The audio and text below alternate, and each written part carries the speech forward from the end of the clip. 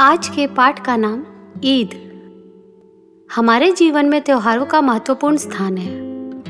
यदि समय समय पर त्योहार ना आया करें तो हमारा जीवन नीरस सा लगने लगे। प्रकृति ने तो हमारे लिए विविधता का प्रबंध कर ही रखा है। प्रत्येक ऋतु की जलवायु, प्राकृतिक छवि आदि दूसरी ऋतुओं से भिन्न होती है। इस प्रकार नए नए रूपों में से गुजरने के कारण हमें संसार सदा आकर्षक लगता रहता है।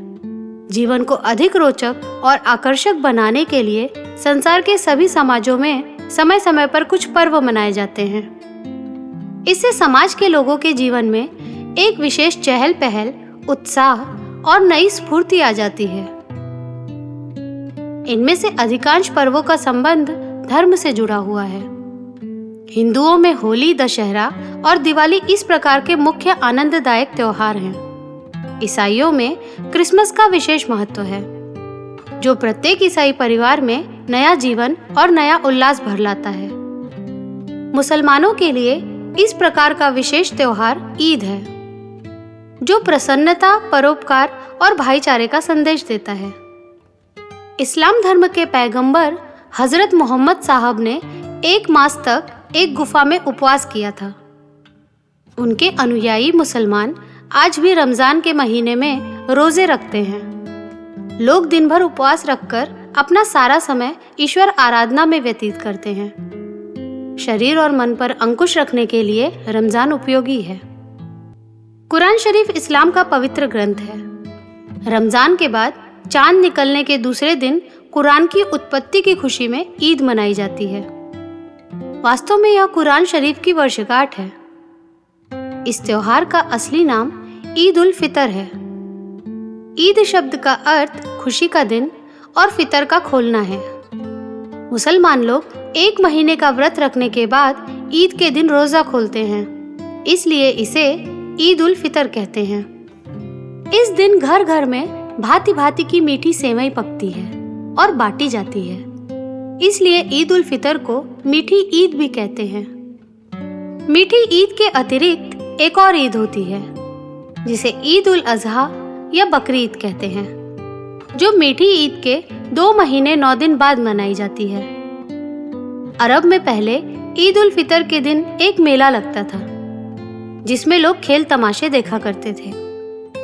इस्लाम धर्म ने इस मेले को बदलकर धार्मिक रूप दे दिया और ईश्वर की प्रशंसा में नमाज पढ़ने की रीति डाली।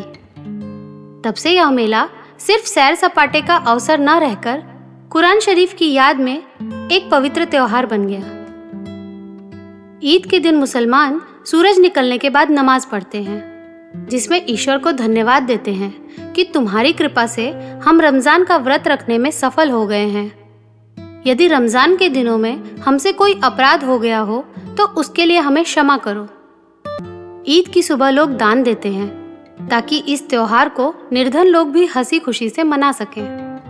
इस दिन सभी बड़ी मस्जिदों और ईदगाहों में अपार भीड़ होती है। दिल्ली की जामा मस्जिद का दृश्य तो उस दिन देखते ही बनता है। इस मस्जिद में देश विदेश के बहुत से मुसलमान भी नमाज पढ़ते हैं। सामूहिक ईश्वर भक्ति की यह प्रणाली आपस में प्रेम और भाईचारे का उपदेश देती है। नमाज के बाद सब एक दूसरे को गले मिलते हैं। ईद के दिन मुसलमान ही नहीं, हिंदू, सिख, ईसाई, पारसी, बौद्ध, जैन आदि अन्य धर्मों के लोग भी अपने मुसलमान भाइयों से ईद मुबारक कहकर गले मिलते हैं। ईद का त्योहार कोई भी अकेले बैठकर नहीं मना सकता। यह प्रेम और सद्भावना का त्योहार है। संसार की सब जातियों, धर्मों और संप्रदायों के मनुष्य एक हैं। जिस प्रकार हिंदू धर्म के अनुयायी होली के दिन अपनी सारी चिंताएं और वैर भाव भुलाकर एक दूसरे को प्यार के रंगों से भिगा देते हैं, उसी प्रकार मुसलमान ईद के पवित्र अवसर पर वर्ष भर के वैर भाव को भूलकर एक दूसरे के गले लगते हैं। इस तरह ईद का त्योहार हमें मानव प्रेम, एकता और समानता की शिक्षा देता है। ईद का दिन सभी के लिए प्रसन्नता का संदेश लाता है। बच्चे तो विशेषकर हफ्तों पहले से ईद का इंतजार करते हैं। ईद के अवसर पर उनके लिए नए कपड़े सिलाए जाते हैं, जिन्हें पहनकर वे खुशी खुशी अपने साथियों और बड़ों के साथ मेले और बाजार में जाते हैं। ईदगाह के पास लगे मेलों और बाजारों की शोभा तो उस दिन देखने लायक होती है। बच्चों का धावा मिठाइयों और खिलौनों की दुकानों पर होता है। जगह जगह पर खेल तमाशे वाले भी अपने अपने खेमे लगाए रहते हैं, जिनसे बच्चों का खूब मनोरंजन होता है। हंसी खुशी के इस दिन बड़े बूढ़े भी अपनी सब चिंताएं भुलाकर बच्चों की प्रसन्नता में अपने आप को डुबा देते हैं। तो दोस्तों, ये था ईद के त्योहार से जुड़ा एक पाठ। यह पाठ कक्षा 6ठी की पुरानी हिंदी बाल भारती पुस्तक से लिया गया है। इसी प्रकार के अन्य रोचक पाठ एवं कविताएं सुनने के लिए हमारे चैनल के साथ जुड़े रहिए। मिलते हैं अगली कहानी में। तब तक के लिए धन्यवाद। और हाँ, आप सभी को ईद मुबारक।